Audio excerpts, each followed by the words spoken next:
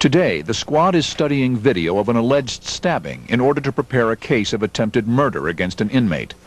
An inmate named Haddix. He's part of a white supremacy group.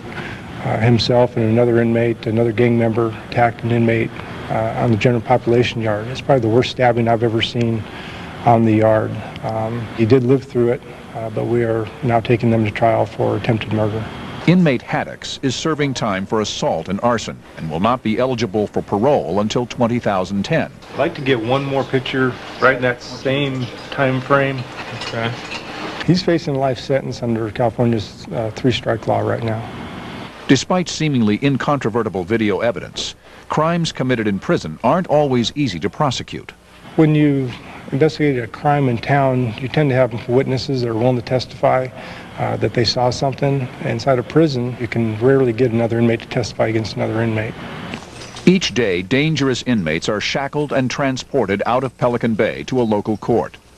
All of our inmates can be dangerous here at Pelican Bay, but we have some who we have some real security concerns about in terms of their gang leadership and the types of things that they may try to stage within the courthouse.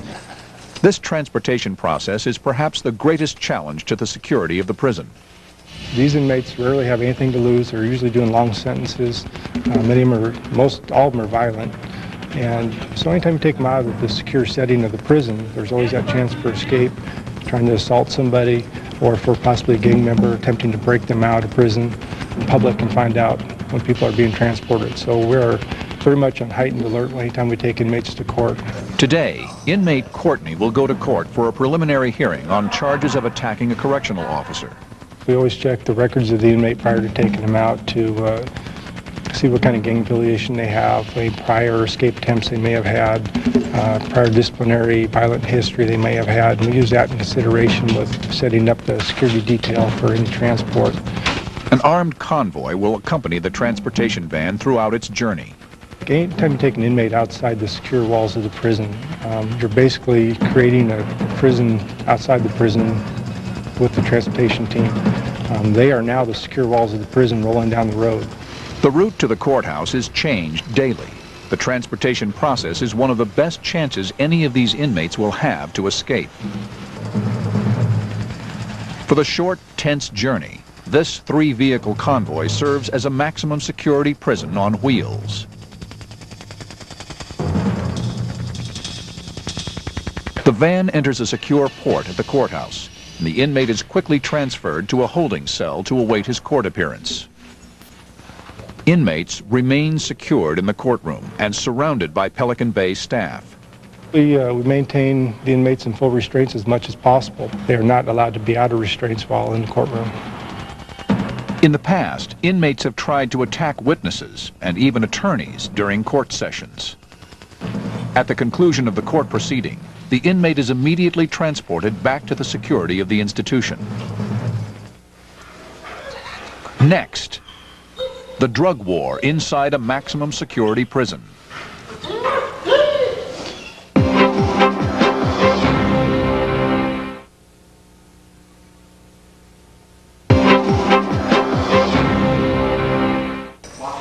Like any police department, the squad constantly battles the possession and sale of illegal drugs.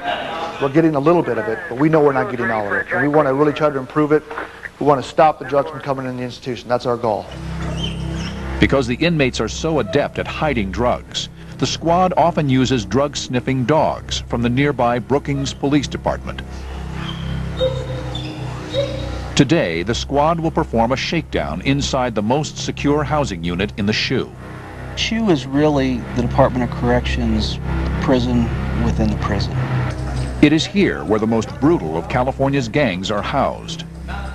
The 33 prisons in California depend on the security housing unit at Pelican Bay to house and separate the most dangerous, problematic inmates throughout the system.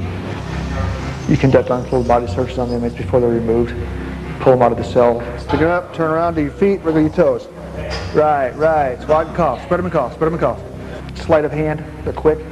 They can hide things that have taken their sock off, hide it down here, bring it back up. You can't always see that. So it's a good idea to re-pat them down. Always pay attention. Always have one baton drawn, one officer, hands-on escort. Gotta be alert. While their cells are searched, the inmates will be placed in adjacent visiting cells where their conversations with each other can be monitored. Be a whole lot of information shared, so hopefully we can pick up something. Be cool. It'll be cool.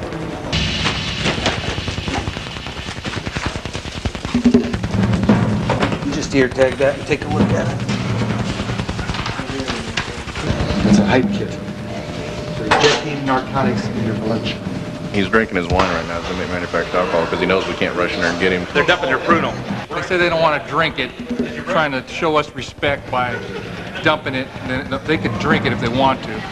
The inmates that occupy this cell, they had inmate manufactured alcohol, and they had it stored in those milk cartons right there.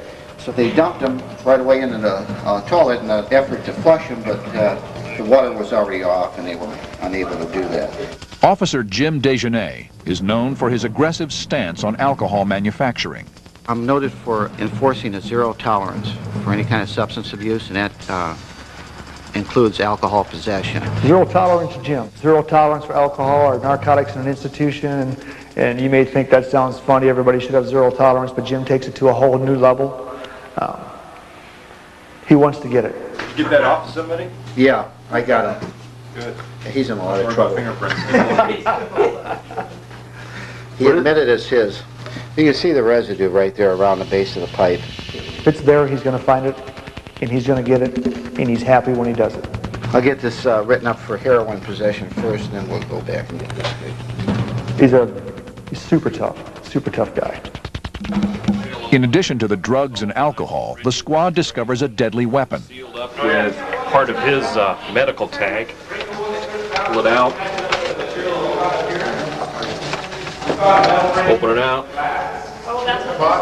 That is a perfect spear. That can be speared right through the perforated holes of these cell doors. On frequent occasions, officers will come up and stick their face right up in the cell because they can't see in to talk to you or to an inmate. They can get you right in the eye.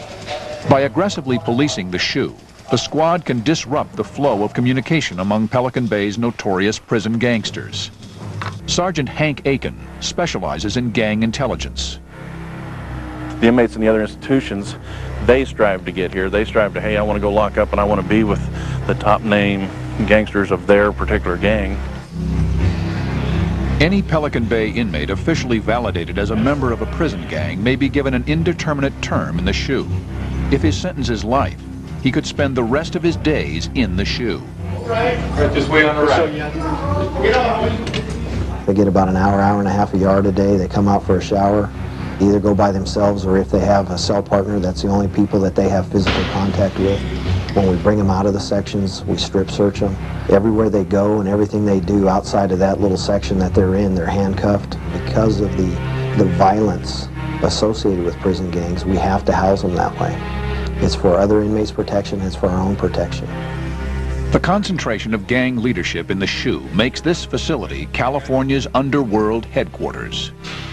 You end up with a group of validated gang members from the major prison gangs that are congregated together.